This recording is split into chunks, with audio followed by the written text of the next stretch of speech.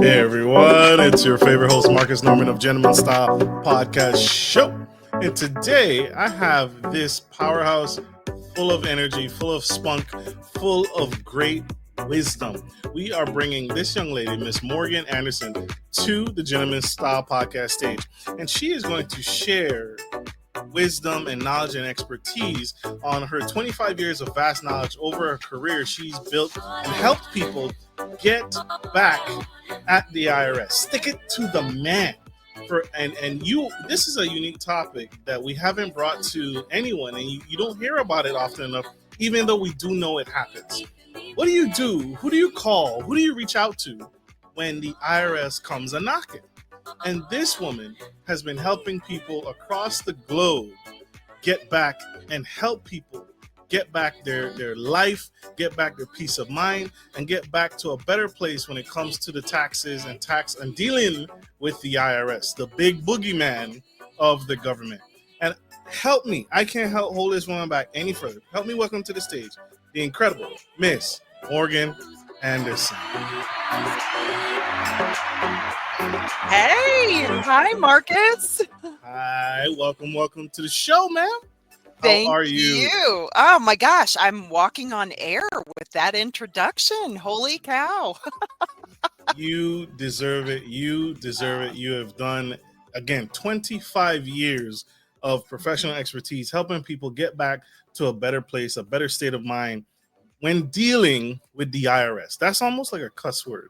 It's almost like it's really sends a chill down someone's spine when they hear that the IRS sends them that nasty letter or maybe even an email. I don't even know if they email, but definitely a letter. Because I've gotten a letter before saying, hey, you did something funky with the IRS. Please submit documentation. Please submit proof. And so I want to get to the curveball. I want to start with a curveball. When did this start for you? When did you know you had a unique skill in helping people and wanting to give back to people who were dealing with the taxes? Because taxes is a big lift. It's not simple. It's not easy. The tax code is extensive. But your niche in helping people deal with the IRS when they're coming after you is unique. So when did that start? When did that hit you? Boy, that was a happy accident, to tell you the truth. I was managing a candle store, bored out of my mind. I love numbers. I love law. I love problem solving. And I answered an ad for an administrative assistant for a firm, one of the pioneering firms that focused on tax debt resolution. And I tripped into a world where I looked around and said, oh my gosh, I love this work. I can do this work. I can work with people. I can help them when they're in this position of overwhelming anxiety. Because as you said, when you get love notes from the boogeyman saying you've got a bill, you've got a problem with your tax return, people's hearts start racing. And no matter how big and strapping and strong you may be, it will reduce everybody to that same anxiety ridden notion of, oh my gosh, I can't even breathe right now. I don't even know what to do. And developing the skills to help someone by saying, you know what, there's always a solution. I'm going to take you by the hand. Give me the tools I need to do my job. Let me lead the charge, and I'm going to get you to the other side of this problem. And I fell in love with it. I really did. I mean, I've helped clients who owe millions of dollars in unpaid payroll taxes for their businesses to individuals who are on limited income resources. They had maybe a spouse that passed away, and they're left with a tax debt that they didn't even know was there. So, and everything in between. I mean, if you can imagine a scenario, I've been involved with something similar to it and dealt with a tax debt as a result of what happened. So yeah, I love it. I love helping people see that there's an answer to this oppressive situation that they feel stuck in. Absolutely. That was my next question. I was going to ask, have you experienced the IRS phone call, that email or letter that they sent you in the mail. Um, what is it like? What's for those in the audience who have never received that email or that letter in the mail? Knock on wood, yet, Mhm. right, from the IRS. What is it like? What's that interaction like? How did you feel and how did you handle it? Yeah, great question. And this actually applies to anybody that ever has some kind of hiccup with their tax obligations. So first things first, know that the IRS will not email you. If you're getting emails from somebody saying that they're with the IRS, it's a scam. So don't ever fall victim to that. If you want some more information about that, go on the IRS's website, irs.gov, and look up scams and fraud. And it will guide you to the current top 10 fraudulent activities that they're tracking happening right now. And because nobody wants you to fall victim to that, it's just terrible. And it's usually these schemes that start from overseas. And Right, it's so sad. I mean, public tax liens are public record, right? right, So anybody can pull county records and see where there are tax liens, who they're filed against, and how much. And that's where these companies data mine. And then they start contacting people and, well, we're going to send the sheriff out to arrest you if you don't pay this right away. If you are getting communications like that, know that it's a scam. Slow down, talk to your trusted tax professional, and ask them to take a look at it.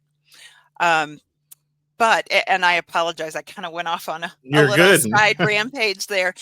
But if you get a notice from the IRS or the state saying, we think there's a problem, and that's usually how they start out. There was you filed a tax return and it had this information on it, but when we data matched it from third parties, we found that there's some information missing, we believe. Can you please take a look at your records and respond with this data?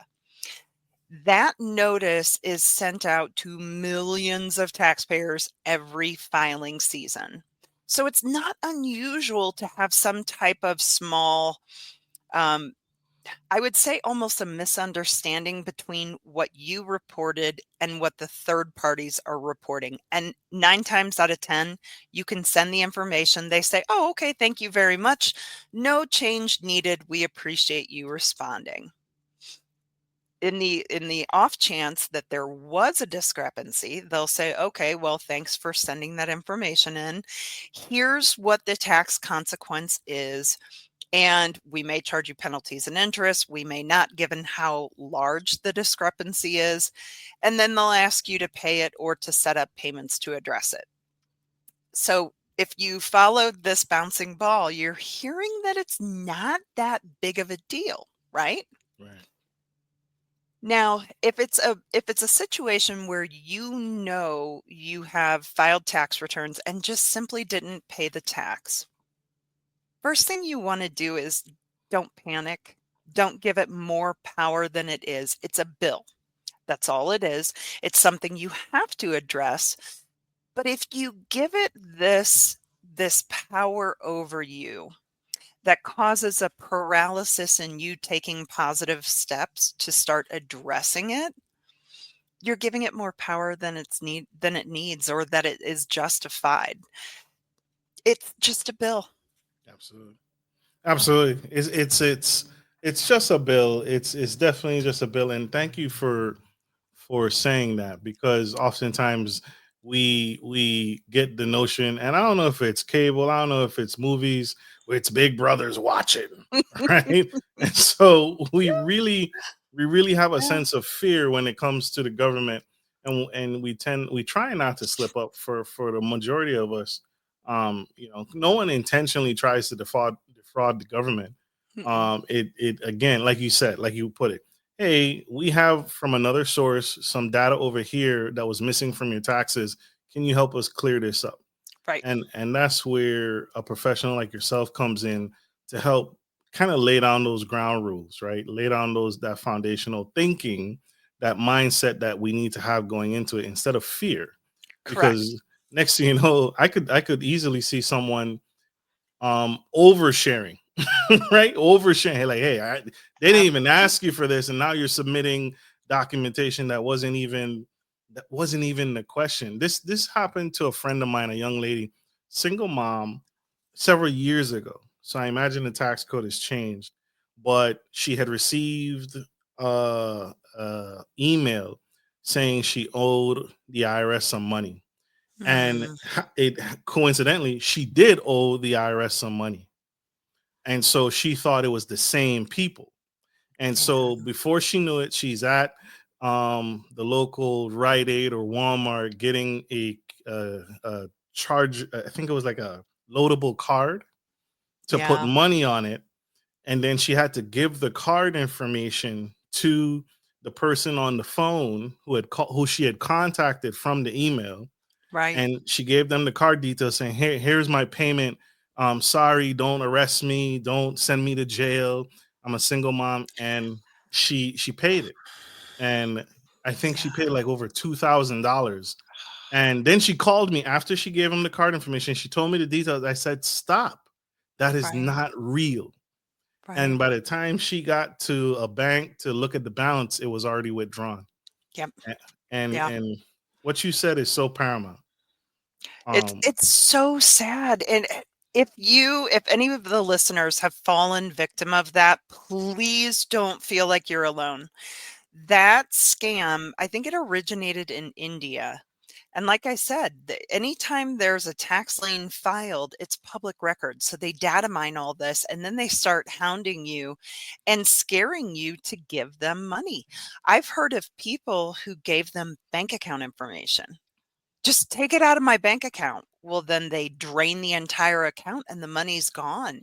And because of the way the banking system works, you can't get that money back.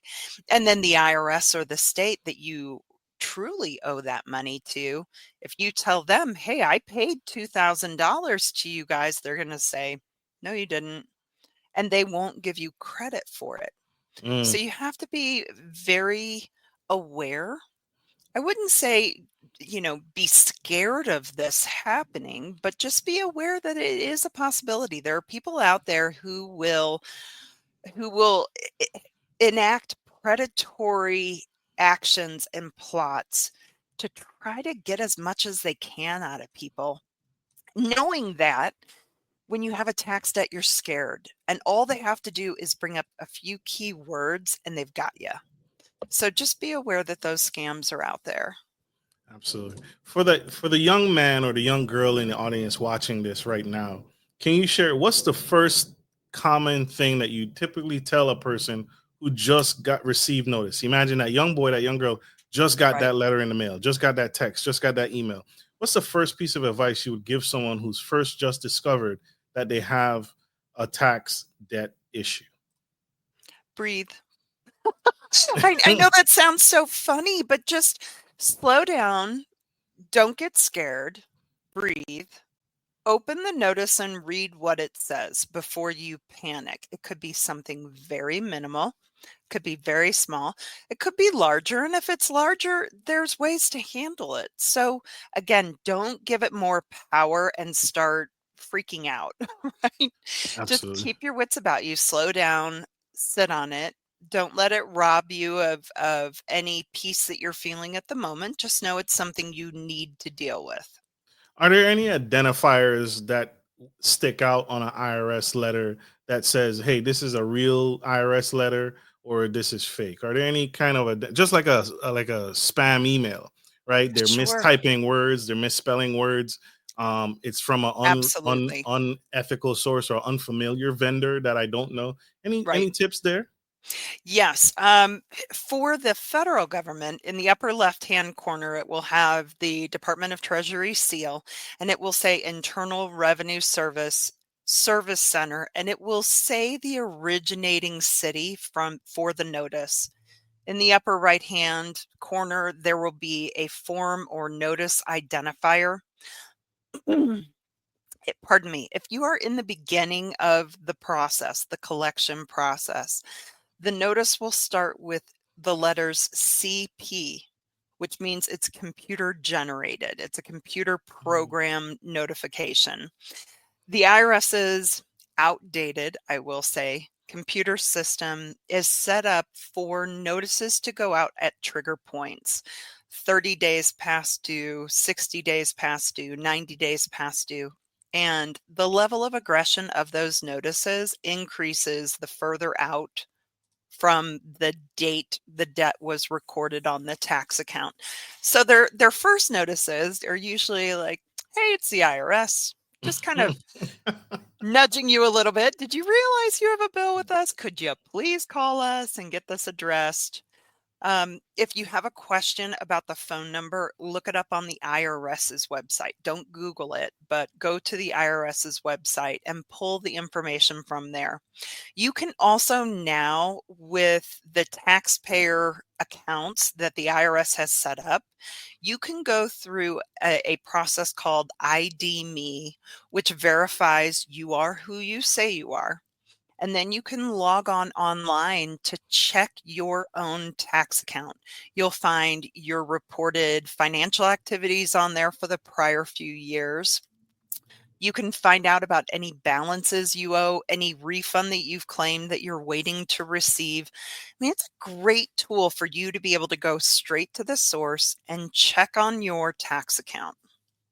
Um, but yeah, I would say know that there are steps you can take to verify that they are who they say they are and do your own due diligence. You'll be able to identify things pretty quick.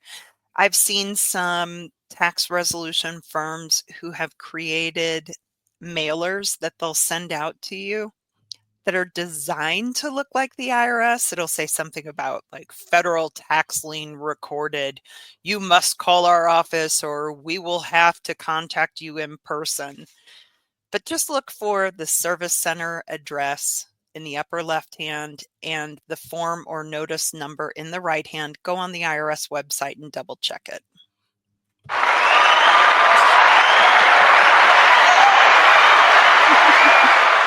So I want to point out to the audience member that because she's saying something very unique. Um, this is something that's trained to cybersecurity professionals as well. If you ever receive a notice of any kind and you don't trust the source of it, you notice she keeps referring you back to the IRS website. Do not call the number on the source, right? No, So if there's a contact number or email, do not call that number provided to you because if correct. I'm a hacker, I'm going to give you my number. I'm not going to actually give you the IRS's number. And Right. so notice what Miss Morgan is saying. She's saying if you don't believe this to be authentic, don't contact the number on the source. Go to the irs.gov website and get their actual number and then call them and say, "Hey, I received this letter from you stating XYZ, XYZ. Is this actual factual?" And that way you didn't relinquish your information to the hacker or the compromise. So another round of applause for Miss Morgan spilling the tea on Gentleman Style Podcast Show. That is absolutely true. And thank you for this, Miss Morgan. Can you share a memorable success story of you helping a client resolve their tax debt? Sure, sure.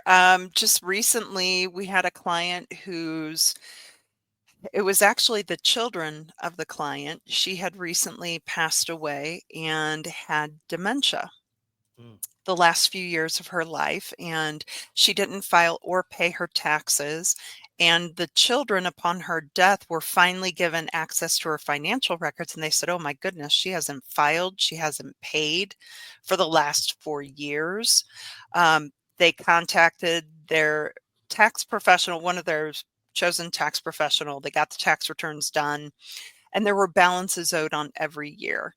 So I knew the tax professional just from having worked in the same circles for years, and she reached out to me and said, "Hey, can you help with this situation? They've got like $40,000 of penalties between the IRS and the state. That's money that the family could really use." I said, "Sure, no problem." And it took about a year, but we were able to petition the state and the IRS about the circumstances of the taxpayer in the last few years of her life. We walked through all the doctor's diagnosis of the growing dementia that eventually caused her death, and said, she had no faculties in these last few years to really think about her taxes. She couldn't even take care of herself. They had nurses in and caretakers all the time. And we were able to get over $40,000 of penalties removed so the family didn't have to lose out on some of their inheritance. That's huge. That Yes. is big. Saving lives. I can't imagine the praise and the love and the admiration the family had towards you. That is huge. Yeah, the hard part is the tax agencies take so long to go through the process between when you first submit a proposal, a petition like this, to finally giving you an answer. And there were a couple of times the children of the deceased taxpayer were like, "Are you sure? Are you sure we're going to hear?" I'm like, "Just have faith.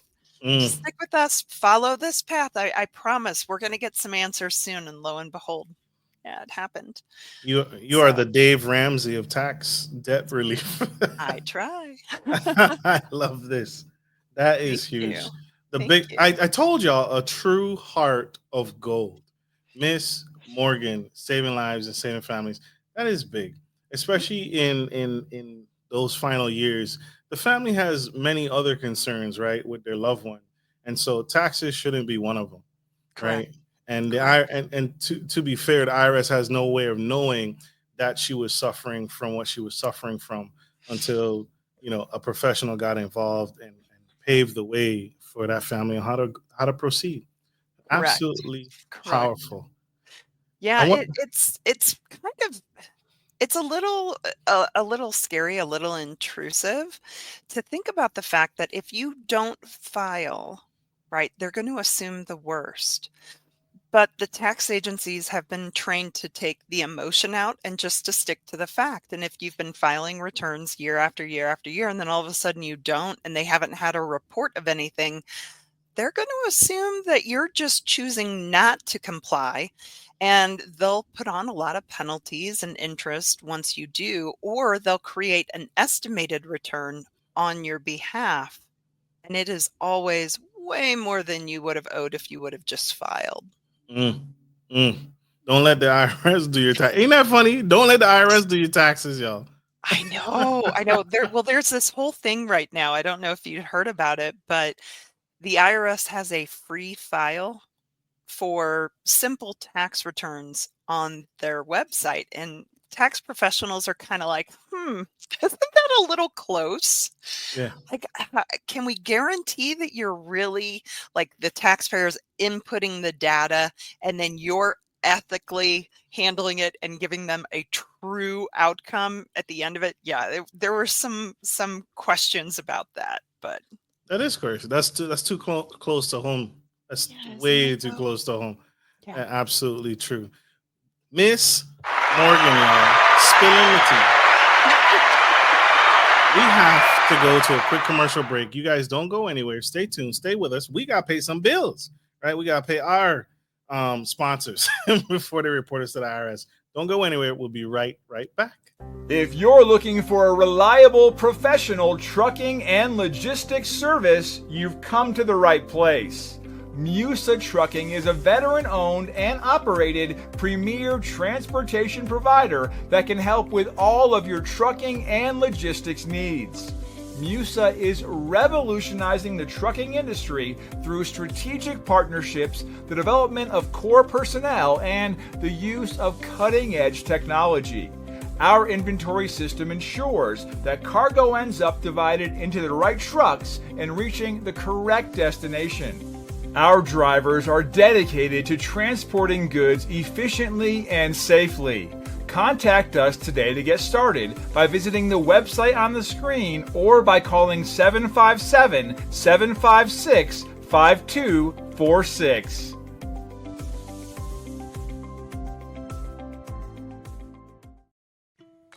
Baby Gear Services DMV specializes in high-quality baby gear rentals in the Maryland and DC metro area. We have a wide range of baby gear items for rent, including wooden cribs, car seats, high chairs, and more. We also offer seasonal specials and free delivery. Our prices are very versatile to cover every budget. Wooden cribs start at $17 a day, high chairs and even car seats start at $5 a day. Check out our website, www.bgsdmv.com.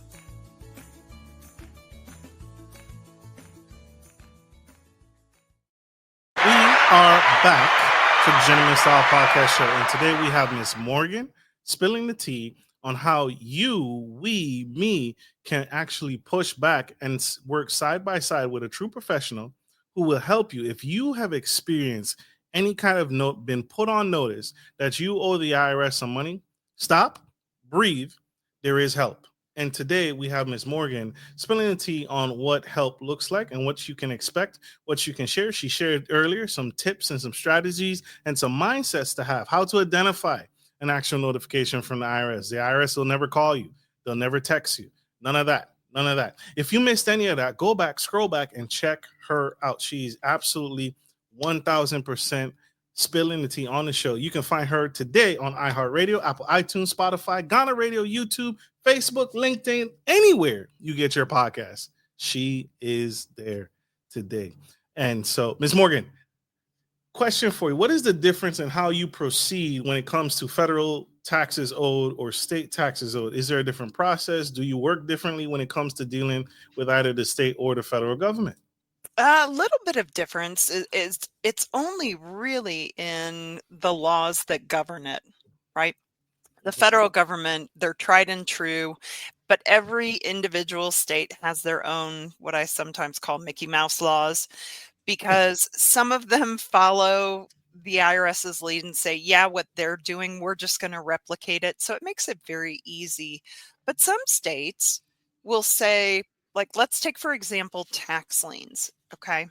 When the IRS files a tax lien, it's in place through the collection statute, which is 10 years per tax balance that's recorded. Okay. And there are a couple of things that will pause that collection statute from running. But overall, it's about 10 years. And at the end of 10 years, if they didn't collect the debt drops off. Any tax liens filed drop off, and the taxpayer is free and clear of the IRS problem. Some states will say, okay, we'll do 10 years, but if we haven't collected anything, we reserve the right to file a tax lien for another 10 years. Some states say, well, we have a tax lien in place and there's no expiration date.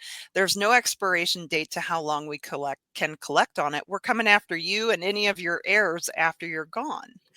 So there is a little bit of strategy change when it comes to dealing with the IRS and the state, but it just depends on what each state that we're dealing with, whatever their laws and their tax codes are. That's what really dictates it.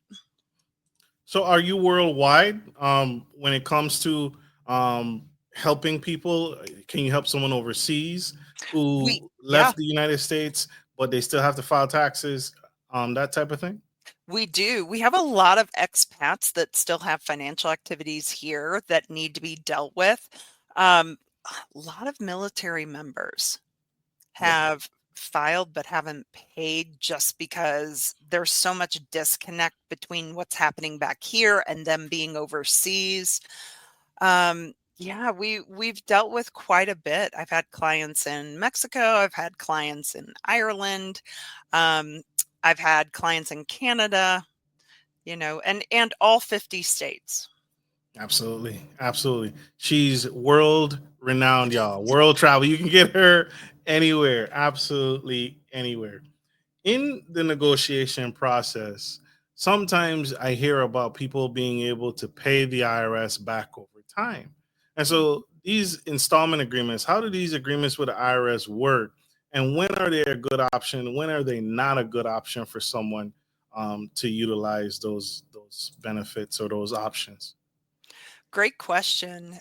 So first and foremost, with whatever your debt is, your financial picture is the driver for whatever solution we identify. If you owe $10 million to the IRS and you're making 50,000 a year and you've got two mouths to feed at home and you're trying to scramble to keep a roof over their head and food on the table and everything, they know they can't say, well, yeah, but you need to pay us all this money back. You just have no way to do it, right? So the financial condition of the taxpayer is the primary driver of what we start looking at for a resolution option. The other point being the debt total and how much time the IRS or the state has to collect on it. We put all those pieces together. And if it makes sense, if the taxpayer can do it, we'll set up monthly payments to address the debt in full before the rights to collect the debt expire. There's always a lot of moving parts, though, things that we keep in mind. There are times where we say to the IRS, you know what? Here's their financial condition. They can't pay anything back. We think things are going to change in a year or two. Can we put them in currently not collectible for a time period and let them kind of get their feet under them and have some circumstances change? The IRS will do that. They'll set up monthly payments. They'll consider abating penalties because penalties are on there. They're kind of an arbitrary addition to the balance you have to pay as a penalty, as a way to kind of slap your wrist with a ruler for accruing a tax debt, for not paying your tax or filing your tax on time. There's a way to settle through an offer and compromise program with the IRS, and the states call it the states that have a similar program call it something different, sometimes an offer to settle. But that essentially says, hey, look, here's my financial condition, full transparency. You can look at it with a microscope. You're not going to find a way for me to full pay this debt. So let's settle at a number. A lot of times, if you have equity in assets, or you have a lot of assets, or you have a lot of expenses that the IRS doesn't deem as need, it's more of a want or a convenience, then you're probably not an offer and compromise candidate. But you can still set up monthly payments. That. Yeah, I mean, it's so funny because there are these primary resolution strategies, right? Primary ways to solve the debt, but within each of them, there's 40 different variations. Sure. So just know that whatever the tax debt is, there's always a solution.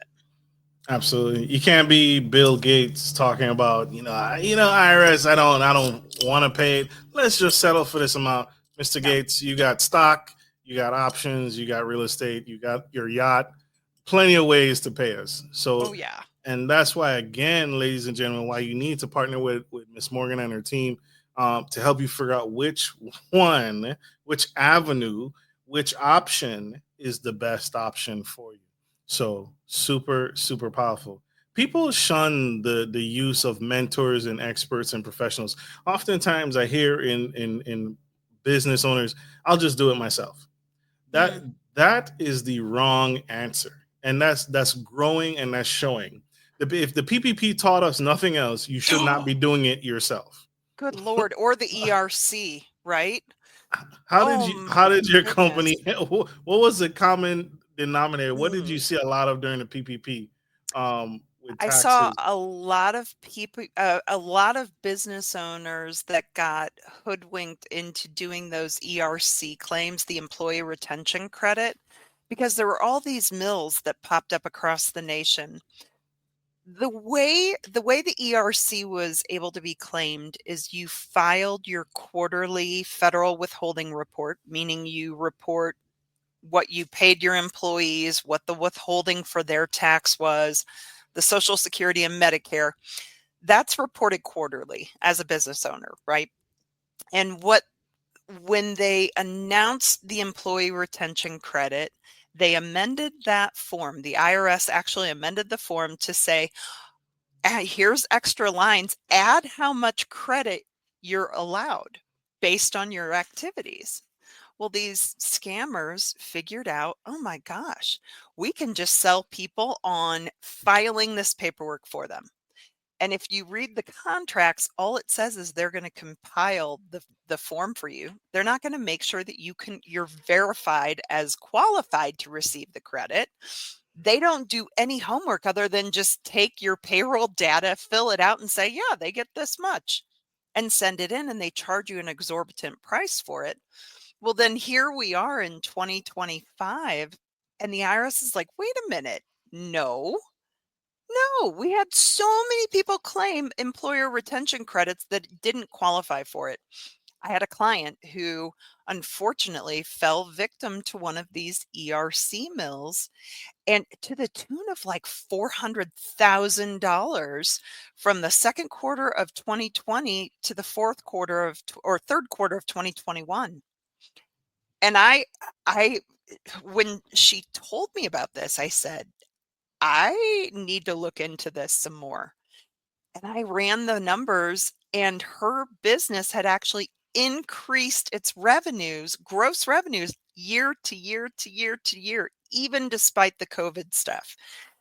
Never had to shut down because of COVID restrictions, because all of her crews worked outside. They had to wear masks, but, and some people got sick here and there, but they never met the qualifications. But some ERC mill charged her over $30,000 to file those reports. Yeah, Crazy. I I'm know. so I sorry. know. I'm Yeah, so sorry. yeah, The COVID-19 pandemic, there was a lot of even more scams. I want to say a lot of more people taking advantage of everyday folk, right? yeah. Everyday people just trying to make a living, just trying to make payroll. There's nothing more humbling than being a business owner, because when you become a business owner and you hire your first team member, you almost become obligated to those team members, because Yeah. their ability to feed their family and live is kind of on you, right? The No. employer. So there's that It pressure. makes your heart start palpitating. It does. It does. It's a huge pressure. It It's a does. huge pressure. It does. I, But that's all the more reason to make sure you leverage resources around you, right?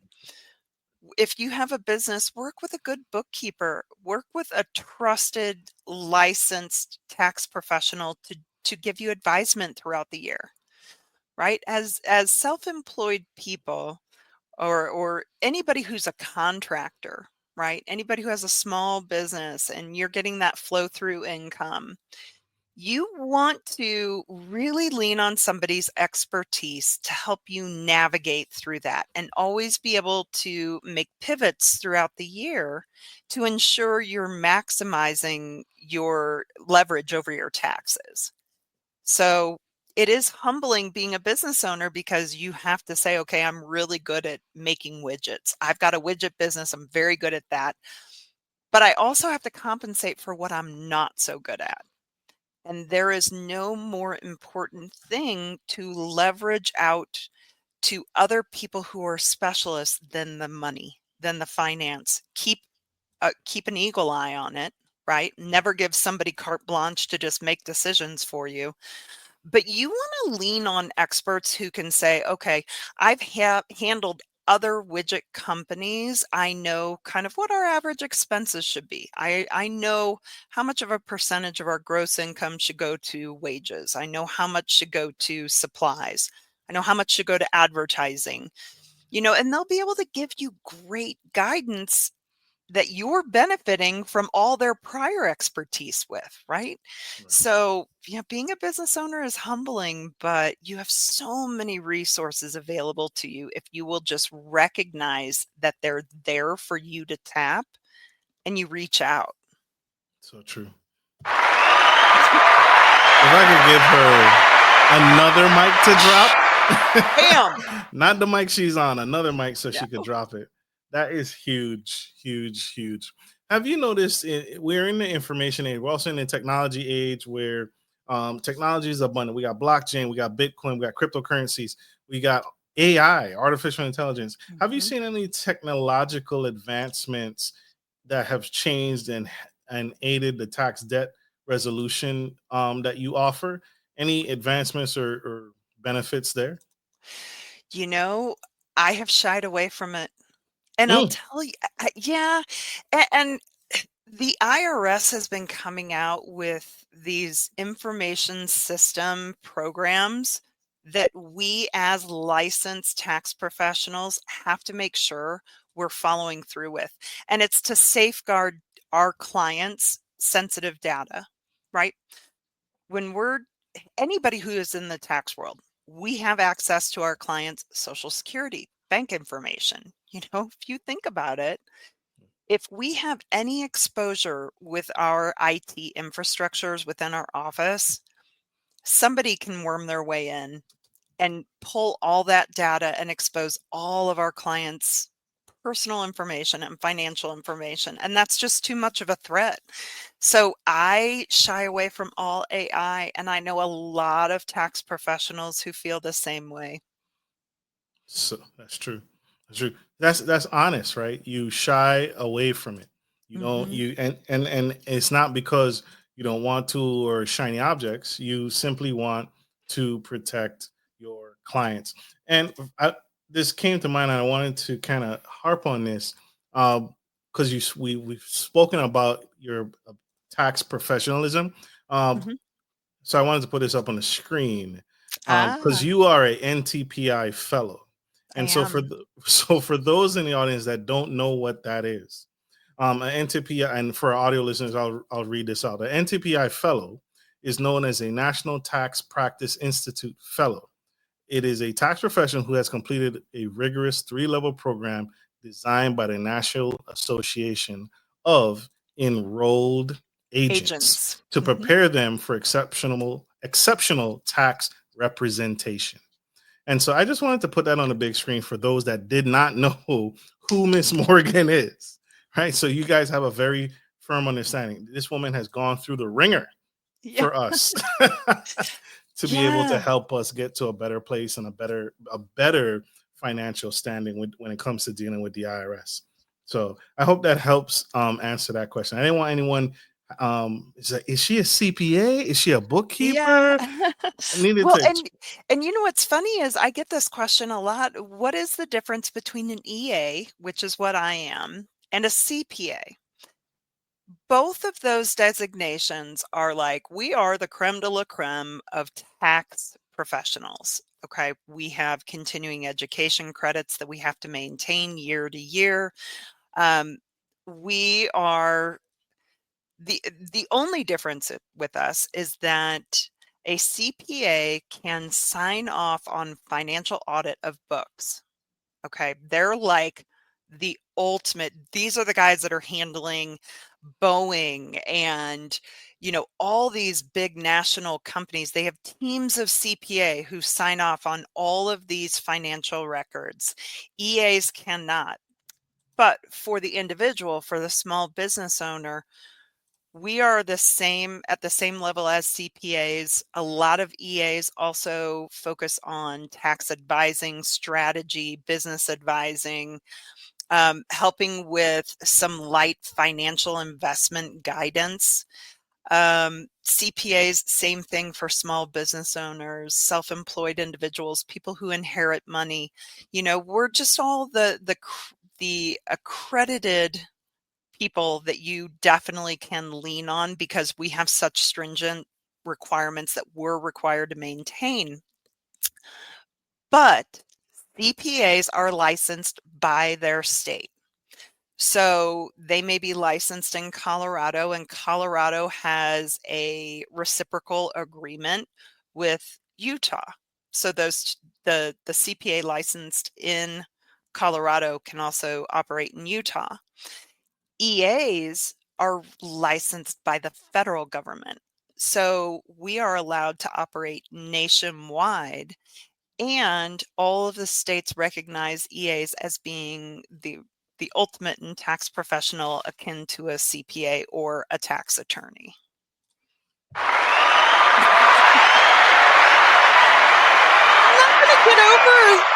I'm not only going the to get over the shock of the applause. Thank you very much. the best of the best. You see how hard we are working for you guys on Gentleman Style Podcast Show. We are finding the best of the best for you guys to help serve you guys and help you guys. And again, she's been doing this for 25 years. If you guys are watching this and you have not found her, I'm so glad you're tuning in. And now you found her today. So if you have a friend, I feel like everybody knows someone that has gotten a letter from the IRS. Oh, And yeah, I so know. It's that thing where it's that kind of, I keep it behind a closet door because I don't want people to judge me or anything like that. Psh, throw that thinking out the window. Name somebody in your life who hasn't had some kind of hiccup or misstep or problem. Do you know anybody who's never had a problem? absolutely not. They're not human. No, not at all. Absolutely not Not at real. all. So don't be ashamed. Don't feel like people are going to judge you. I know a lot of people who may not have tax debt, but boy, they've got credit card debt in six figures. Right. You Right. know, it's a shift of mentality. I'll say this. I'll never forget this feeling. This is personal to me. I remember because I told you I had gotten a letter a while back, Mhm. and I was looking for a CPA, right? A CPA to help me figure out this letter with the IRS. And so I was doing what everybody does, Google and social media, right? Sure. And I found a tax professional, a CPA. She had her own firm, accounting firm. And I was going through her stories and I was going through her timeline. And one of the things she did that made me shun away from her completely is that she posted that when you reach out to her as a client and you share what's going on with you financially, she um the feeling I remember feeling was that she is going to chastise you, Oh, and she makes it, she, to me, that's uncomfortable, right? yeah. And I imagine that's uncomfortable for most people. I'm sharing Yes. something that I messed up. I'm not proud of it. I didn't do it intentionally. But Right. again, the tax code is so vast and it's so many things. I did So many. this filing and it generated that computer generated flat, and my tax return flagged. Right. The last thing anybody needs at that crucial moment in their life, when they're receiving a letter from the IRS, is for you to slap them on the wrist and almost make fun of them as to what they did. And that Mhm. emotion was so strong that I never reached out to her at all. And she's publicly saying this, that if you reach out to me as your CPA to help you with the PPP or ERA, or you got a letter from the IRS, I will help you, but I'm going to chastise you along the way. Nobody needs that. No, No not at one all. needs that. Not at all. And I would hope that that would be the smaller percentage of all of the people out there that you could turn to. That's just a signal of somebody who has missed on the fact that we are actually in a service-based industry. I'm here to service you and this problem that has come about in your life. I'm here to educate you. I'm here to empower you to get beyond it. And I'm here to keep constant communication with you as we lead the way through this problem. And at the end, we wrap a bow around it and say, it was wonderful working with you. We hope never to have to work with you in this capacity again. If something happens, we are always here for you. We loved working with you, but I want you to never have another hiccup like this. Um, but yeah, in our relationships with our clients, we become friendly. We become friends with some of them. I have clients who, for years later, we receive Christmas cards from, and it's just because we do advocate for them in all ways. Some of it is education, right? I have a lot of self-employed clients who, when it's coming up for our quarterly estimated tax payment, I'm not hearing back from them. And I'll kind of get stern with them on the voicemail, like, okay, Amy, you hired me to help you with this. I'm calling you to say you've got that payment due next week. Do you have the funds for it? If not, let me know. We'll figure it out, but you got to be open with me. For sure. When I have clients that kind of go silent on us, it's like, oh no, what's happening? Do we need to worry? Are we going to need to pivot? Um, but you should always, and this is with everything financially, find someone you're comfortable talking to, right? If you're a small business owner, get a team around you and think of them as like members of the board, right? Right. Even though I'm in the tax world, tax like practice, like compiling tax returns and bookkeeping and all that, that's not my area of specialty. I've leveraged other professionals to provide those services for me. I get with them monthly. We talk about where we are, we talk about where we're heading. They give me ideas of ways we can pivot to leverage the tax position. I think of them as members of my board. I have full transparency with them because I know they're going to then be able to apply all of their knowledge and expertise to help me and help my business. Absolutely. Absolutely. Huge heart of pure gold.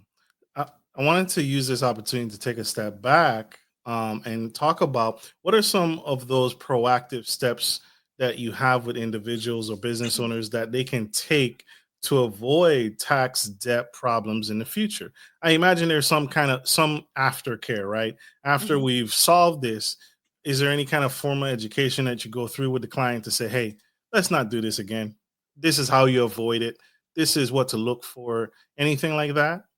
Absolutely. One of the biggest things as self employed individuals, people who have to pay tax on their own behalf, the minimum requirement is quarterly. And it's not even quarterly, it's like semi quarterly.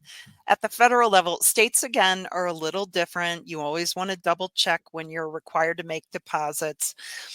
But for the IRS, it's April, right? So we're in 2025. Yes, ma'am. Our first estimated tax payment is due in April. Then the second one is due in June, right? Then the next one is September, and then January of 2026.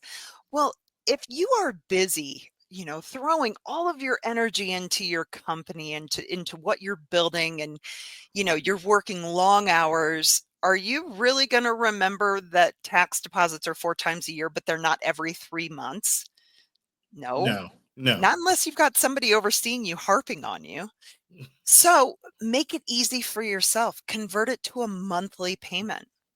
Mm, Start with your January income and make a deposit in February for that money that you cleared in January. Figure it out. Look at your tax return. Figure out what your tax rate was, what the percentage of tax you had to pay was, and make a payment every month. If you do that, it's so much easier to say pay 3,000 a month than remembering 4 times a year to pay $12,000. mm. So Right, true. or 9,000, pardon me, 9,000. So true. Yeah, Live yeah. math is dangerous, yo. Live math. I know, Absolutely. That is I know. significant. But yeah, Who it's so much easier to manage it that way. I love that. That's a Thank you. real tip. That is a real that's the 202 level. That's she's taking us to school right now, y'all. There's a 101 masterclass and now this is 202 level. So this is huge. Can you share any mentors or role models who have influenced you over your 25 years in this career? Yeah, I've had a few. I've had a few of really great mentors. When I started in this industry, the owners of the company that I first started with were phenomenal. They really created an environment. Back then we didn't have online education. At our desks, we had a computer for basic like word processing, and that was it. We carried around these huge file folders of all the paper related to each client case. And they really fostered an environment where they had a tax attorney come in and really teach us some of the basics, and was a great resource for us as we came across unique situations. mean, it was kind of the wild, wild west back then of tax debt resolution. And it's evolved over the years, right? Now, the EA exam, for example, was a 2-day in-person exam given at the exact same time across the nation once a year. And if you did not pass all 4 sections, you didn't find out for like 5 months. And then you had to wait until the next testing cycle to go back and take the parts that you didn't pass. I mean, this was some old Scantron stuff, right? For those of us from the 80s, went to grade school and you had the Scantron test. I mean, Yes. that was our EA exam. CPA exam was the same way. And now they have testing centers and you can take one part at a time. They bumped it down from 4 parts to 3 parts. I mean, seeing how things have changed has been remarkable. But the owners of the company that I first started with, they were great. They were great. Matt Mulligan and Scott Priestmeyer. Shout out. Yeah. Changing the future for the better. Yeah. Absolutely. Thank really you. Did. Thank y'all. Because without you all, we wouldn't have Miss Morgan today. Yeah. See that? Exactly. Exactly. This has been a powerhouse conversation, a true gem, a diamond in the rough, and you have shared so many nuggets. If to that young girl, that young boy out in the audience, can you share what's one more nugget? You've shared so many nuggets, and given back in so many ways, and given back over the course of your incredible career. If you had one more nugget in the hat, what would that be to that young boy, that young girl who's just back is against the wall? They're scared to death of the amount that they owe the IRS because they, in their mind, have no way of seeing this through. What would you say to them right now? I would say 2 things. Number 1, there's always a solution. Don't forget that. There's always a solution. Sleep well at night, knowing that as long as you take those steps to start figuring it out, you're going to get there. And the second thing is don't give it more power than it really deserves, because it's just a bill. Absolutely. And how can our audience connect with you? How can people find you? How can people grow? Because the train has left the station, right? And those IRS letters are like she shared, are going to automatically populate from that computer. But it's not too late to hop on board and get on board and connect with you. So how can people find you? How can people learn more and connect with you? Because this is an intimate thing. They're dealing with the IRS. They got their letter in the mail and they need professional help. How can people find you? Check the show notes, because I am actually going to share with you and your audience this free assessment that we have put out online to determine if you can DIY it, handle it yourself, if you should, right? Or if you really need to get an expert involved. There is a way to reach me directly through our website. It's Golden Lion Tax Solutions. Look us up. You can find me on social media. Friend me, send me a message. We just want to help take away the anxiety around this situation for you. There's a solution, and sometimes you just need some key direction and some insight and strategies that you can employ yourself to get it done. Great. Connect.